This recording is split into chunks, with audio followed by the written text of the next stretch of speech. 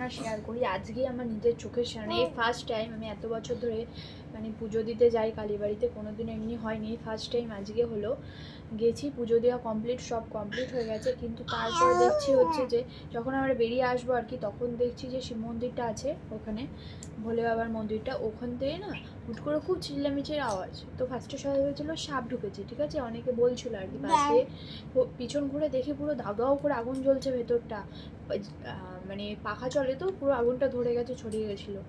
আর কি হয়েছে তারপরে দেখলাম হচ্ছে একটা বউয়ের শাড়িতে মানে আগুন লেগে গেছিলো হয়তো কোনো ইতে, ওখানে তো মোমবাতি প্রদীপ এসব জ্বালানো থাকে, তো আগুন লেগে মানে ভাগ্যিস যে মহিলাটার গায়ে লেগেছিল সে মানে বুঝতে পেরে গেছিলো যে মানে লেগেছে, উনি তাড়াতাড়ি করে শাড়িটা আগেই খুলে দিয়েছিল। আর পুরো তারপরে দৌড়ে সবাই দেখলাম বাইরে চলে আসলো, আর একজনকেও ওইটা শাড়িটা বের করে মানে বাইরে মানে করলো, নিভিয়ে দিল, নাহলে তো মন্দিরটা পুরো হয়ে যেত। তো যাই হোক, বিপদ কি বলে আসে, মানে কখন কার কী হয় সেটা বলে আসে না, কিন্তু যতটা সাবধানে থাকা যায়।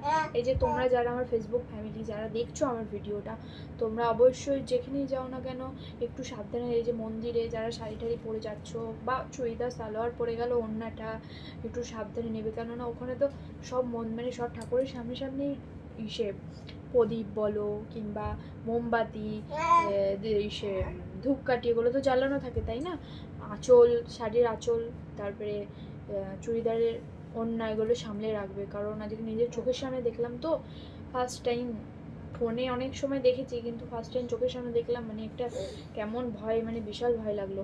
যাই হোক, তোমরা সাবধানে থাকবে, যেখানেই যাও আনন্দ করো ভালো, কিন্তু সাবধানে থাকবে, ব্যাস এটুকুনি বলার ছিল। চলো টাটা।